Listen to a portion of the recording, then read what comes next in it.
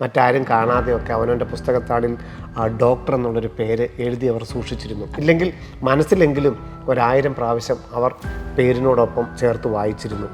NEET 2025 ഒരുപക്ഷെ ആ ആഗ്രഹം പൂർത്തീകരിച്ചിട്ടും ഉണ്ടാവില്ല. ഒരിക്കൽ കൂടി ഞാൻ ഈ നീറ്റ് 2026 വേണ്ടി എത്രത്തോളം എഫേർട്ട് എടുക്കണം, ഒരു വർഷം ഒരിക്കൽ കൂടി ഞാൻ ഇതിനു വേണ്ടി മാറ്റിവെക്കുന്നത്, ഈ സമൂഹം എന്നെ എന്തായിരിക്കും നോക്കുന്നത്, എൻ്റെ കുടുംബം എങ്ങനെയായിരിക്കും എന്നെ ഇതിനെ കാണുന്നത്. എനിക്ക് ഡോക്ടറായേ പറ്റൂ, മറ്റൊന്നിനും തന്നെ എന്നെ സാറ്റിസ്ഫൈ ചെയ്യാൻ പറ്റില്ല എന്നൊരു തോന്നൽ അത് നിങ്ങളുടെ ഉള്ളിലുണ്ടെങ്കിൽ മറ്റൊന്നിനെക്കുറിച്ചും നിങ്ങൾ ചിന്തിക്കരുത്. ഇന്നലെ വരെ എന്നോട് എല്ലാവരും ചോദിച്ചുകൊണ്ടിരുന്നത് ബ്രില്യൻറ്റിൽ എത്രാമത്തെ പ്രാവശ്യമാണ് എന്നുള്ളതാണ്. പക്ഷേ ഇന്ന് ഞാൻ ഈ ക്യാമ്പസിൽ നിൽക്കുമ്പോൾ നീ എവിടെയാണ് പഠിക്കുന്നത്, എന്നാണ് ഈ കോഴ്സ് തീരുന്നത് എന്നുള്ളതാണ് ചോദിക്കുന്നത്. നീ എത്ര പ്രാവശ്യം എഴുതിയിട്ടാണ് നീറ്റ് ക്രാക്ക് ചെയ്തതെന്ന് ഒരാൾ പോലും ഇന്ന് എന്നോട് ചോദിക്കുന്നില്ല എന്ന് പറഞ്ഞു. റിപ്പീറ്റ് ചെയ്യുമ്പോൾ നമുക്ക് ആ സിസ്റ്റം എന്താണെന്നുള്ളത് കൃത്യമായിട്ട് അറിയാം.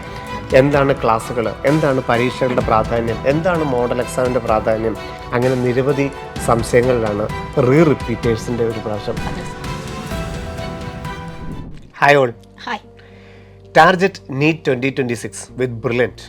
റിപ്പീറ്റേഴ്സ് 2026 ബ്രില്യൻറ്റിൻ്റെ വിവിധ ഫെസിലിറ്റീസും ഫീച്ചേഴ്സും ഒക്കെ പരിചയപ്പെടുത്തുന്ന ഈ പ്രോഗ്രാമിൽ ഇന്ന് നമ്മളോടൊപ്പം മായാറാണി ടീച്ചറാണ്. ടീച്ചർ നീറ്റ് 2025 ആ ചർച്ചകളൊക്കെ നടക്കുന്ന സമയം തന്നെയാണ്. കാരണം ഇതുവരെ OMRഉം അതുപോലെ തന്നെ ഒഫീഷ്യൽ ആൻസർ കീ ഒന്നും വന്നിട്ടില്ല. എങ്കിലും കുട്ടികൾക്ക് വലിയ ആഗ്രഹങ്ങളുണ്ടായിരുന്നു. അവനവൻ്റെ പേരിൻ്റെ കൂടെ ഏതെങ്കിലുമൊക്കെ കുട്ടിക്കാലത്തൊക്കെ ആയിരിക്കാം, അല്ലെങ്കിൽ ഏതെങ്കിലുമൊക്കെ സമയത്തായിരിക്കാം, മറ്റാരും കാണാതെയൊക്കെ അവനവൻ്റെ പുസ്തകത്താളിൽ ഡോക്ടർ എന്നുള്ളൊരു പേര് എഴുതി അവർ സൂക്ഷിച്ചിരുന്നു. ഇല്ലെങ്കിൽ മനസ്സിലെങ്കിലും 1000 പ്രാവശ്യം അവർ പേരിനോടൊപ്പം ചേർത്ത് വായിച്ചിരുന്നു. നീറ്റ് 2025 ഒരുപക്ഷെ ആ ആഗ്രഹം പൂർത്തീകരിച്ചിട്ടും ഉണ്ടാവില്ല. എങ്കിലും അവർ ഒരു ചെറിയ സംശയത്തിലാണ്. 200 അല്ലെങ്കിൽ 250, 300, 400, 450 മാർക്ക്, അല്ലെങ്കിൽ ഇനി ഗവൺമെൻറ് മേഖലയിൽ മാത്രം പോകാനുള്ള സാമ്പത്തിക സ്ഥിതിയെ കുടുംബത്തിനുള്ളൂ. അപ്പോൾ ഈ നീറ്റ് 2025 എൻ്റെ ആഗ്രഹം സാധിച്ചില്ല എങ്കിൽ ഒരിക്കൽ കൂടി ഞാൻ ഈ നീറ്റ് 2026 വേണ്ടി എത്രത്തോളം എഫേർട്ട് എടുക്കണം, ഒരു വർഷം ഒരിക്കൽ കൂടി ഞാൻ ഇതിനു വേണ്ടി മാറ്റിവെക്കുന്നത്, ഈ സമൂഹം എന്നെ എന്തായിരിക്കും നോക്കുന്നത്, എൻ്റെ കുടുംബം എങ്ങനെയായിരിക്കും എന്നെ ഇതിനെ കാണുന്നത്, തിരിച്ച് ഞാൻ ബെർലിനിലോട്ട് വന്നു കഴിഞ്ഞാൽ എനിക്കിത് എത്രത്തോളം അഡോപ്റ്റ് ചെയ്യാനായിട്ട് സാധിക്കും, അങ്ങനെ നിരവധി സംശയങ്ങളിലാണ് റിപ്പീറ്റേഴ്സിൻ്റെ ഒരു പ്രാവശ്യം. നമുക്കെപ്പോഴും നമ്മൾ പറയുമ്പോൾ നമ്മൾ പറയും ആഗ്രഹമാണ്, ലക്ഷ്യമാണ് വലുത്, അതിന് മാർഗം നമുക്ക് ഒരു തടസ്സമാകരുതെന്നൊക്കെ നമ്മൾ പറയുമെങ്കിലും തീർച്ചയായിട്ടും ഒത്തിരിയധികം വിദ്യാർത്ഥികളും രക്ഷിതാക്കളും നമ്മളോട് ചോദിക്കുന്ന ചോദ്യമാണ് റിപ്പീറ്റേഴ്സിന് ഞാൻ എങ്ങനെയാണ് തീരുമാനമെടുക്കേണ്ടതെന്നുള്ളത്.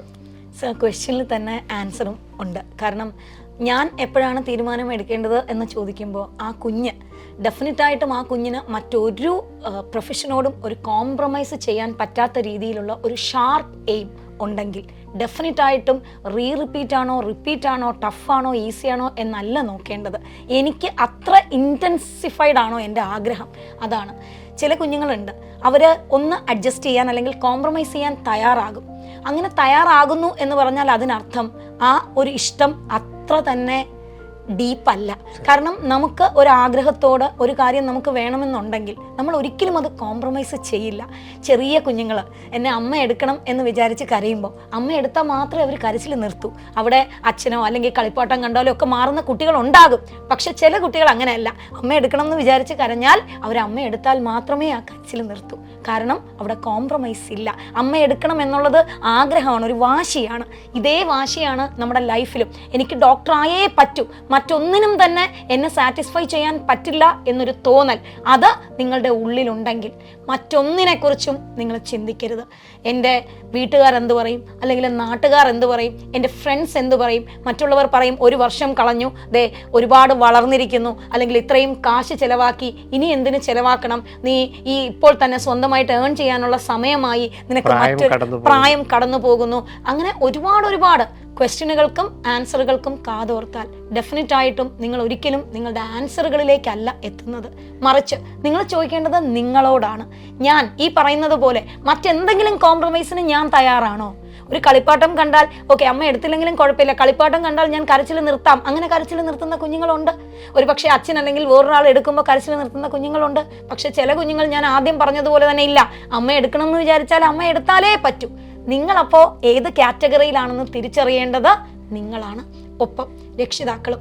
എൻ്റെ മകൻ അവൻ്റെ ആഗ്രഹം എത്രത്തോളം തീവ്രമാണ്, ആ തീവ്രതയ്ക്കനുസരിച്ച് വർക്ക് ചെയ്യാൻ അവൻ തയ്യാറാണോ, അതിന് അവനെ കൊണ്ട് പറ്റുമോ, അതാണ് ഈ ഒരു സമയത്ത് നോക്കേണ്ടത്. ഒന്നാമത്തെ പ്രയോറിറ്റി അത് തന്നെ. തീർച്ചയായിട്ടും. കാരണം സമൂഹം എന്ത് ചോദിക്കുമെന്നുള്ള ചോദ്യത്തിന് നമ്മളിപ്പോൾ എത്രയോ മെഡിക്കൽ കോളേജിൽ പോയിരിക്കുന്നു.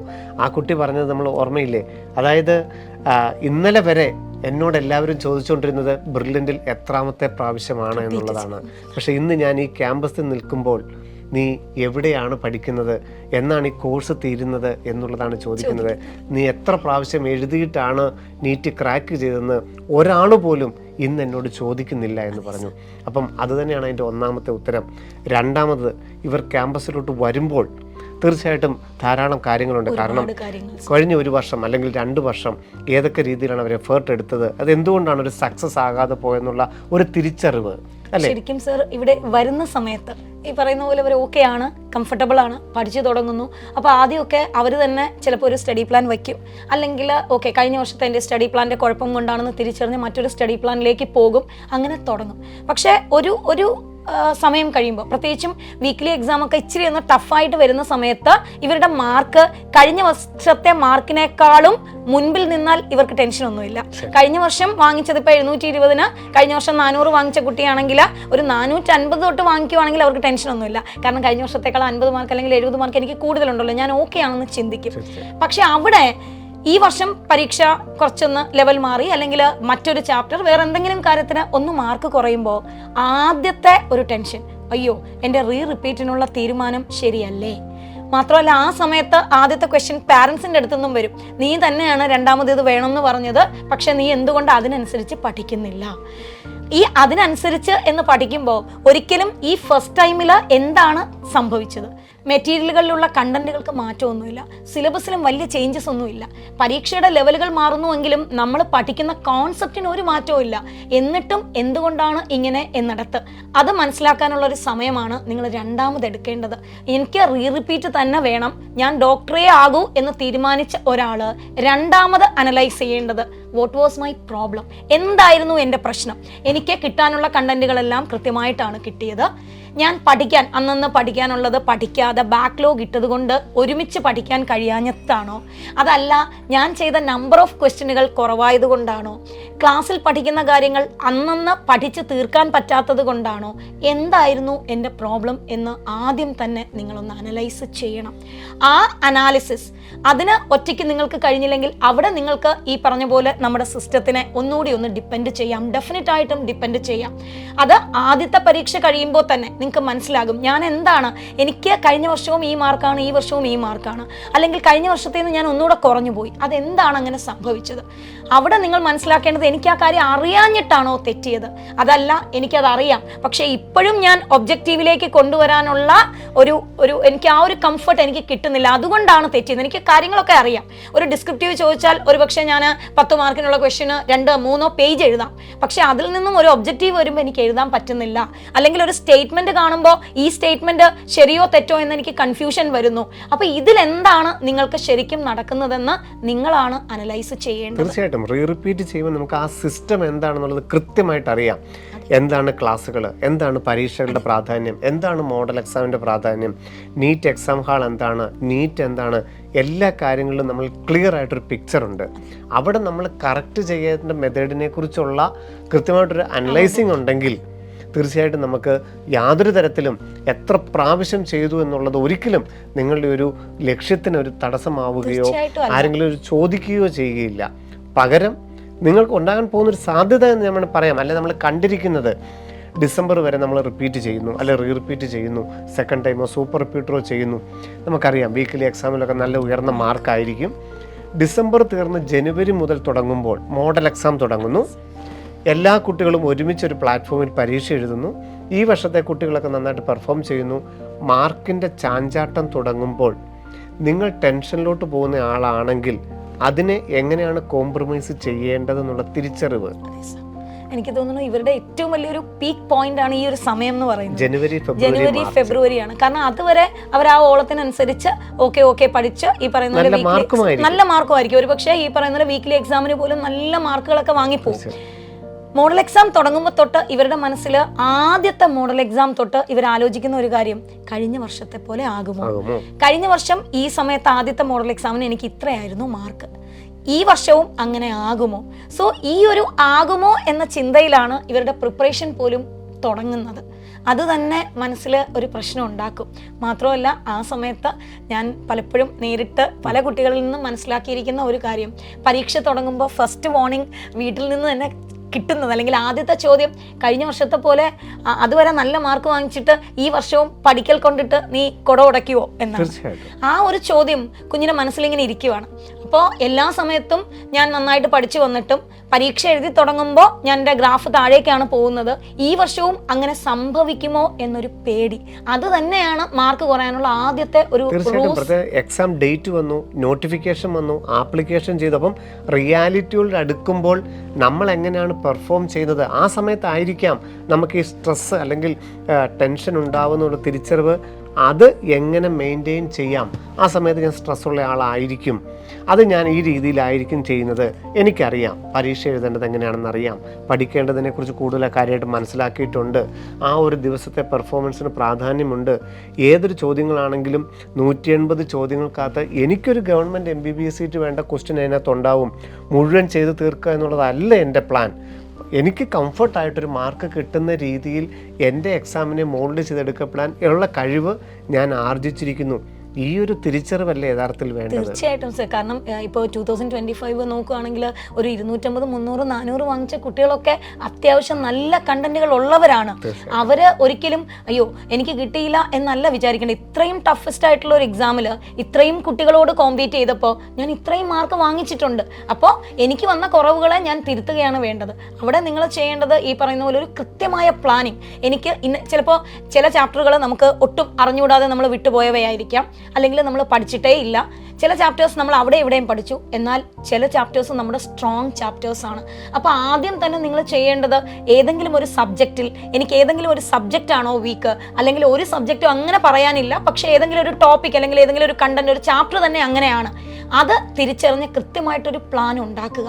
അത്യാവശ്യം നന്നായിട്ട് അറിയാവുന്ന, കാരണം നിങ്ങളാണ് ഏറ്റവും കൂടുതൽ മുകളിൽ നിൽക്കുന്ന ആൾക്കാർ. ഒരു പ്രാവശ്യം ഇതെല്ലാം തിയറി നിങ്ങൾ കേട്ടവരാണ്, എത്രയോ വട്ടം NCERT-യിലൂടെ കടന്നുപോയവരാണ്, ഇത്രയും വലിയൊരു കോമ്പറ്റേറ്റീവ് എക്സാമിനേഷന് ഇത്രയും നല്ലൊരു മാർക്ക് സ്കോർ ചെയ്തവരാണ്.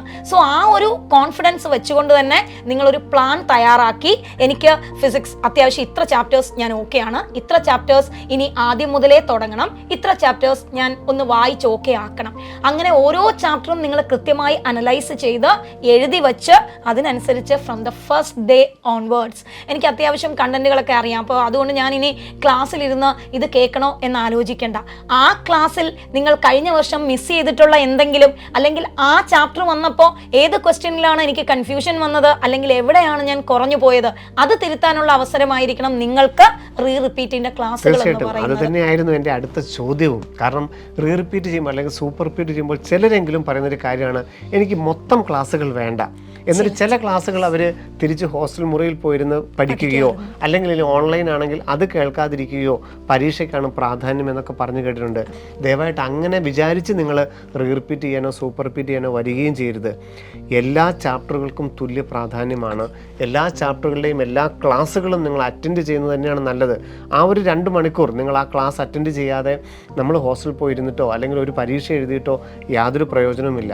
ജനുവരി വരെ എല്ലാ ക്ലാസ്സുകളും ഒരിക്കൽ കൂടി കൃത്യമായിട്ട് കേൾക്കാനുള്ള ഒരു മനസ്ഥിതിയും കൂടെ ഉണ്ടായിരിക്കണം. മാത്രമല്ല സർ, അതിലാണ് ഏറ്റവും ഇമ്പോർട്ടൻ്റ് ആയിട്ടുള്ള ഒരു കാര്യം. നിങ്ങൾ അപ്പോൾ നിങ്ങളെ തന്നെ ഒന്ന് ഓർത്ത് നോക്കൂ.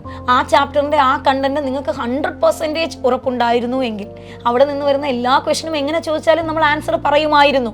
അവിടെ ഈ ലാഗ് വന്നു പോയതിന്, അല്ലെങ്കിൽ നമുക്ക് വേറെയും ഒരു കാര്യം, ഒരു പക്ഷേ ആ ചാപ്റ്ററിൽ നിന്ന് ചോദിച്ച ക്വസ്റ്റനുകളെല്ലാം തന്നെ നിങ്ങൾ ആൻസർ ചെയ്തു, ഓക്കെ ഫൈൻ. പക്ഷേ എങ്കിലും നമ്മൾ ഇത്രയും കണ്ടന്റുകൾ ഒരുമിച്ച് വീണ്ടും എഴുതുമ്പോൾ മറക്കാനുള്ള സാധ്യതകളുണ്ട്.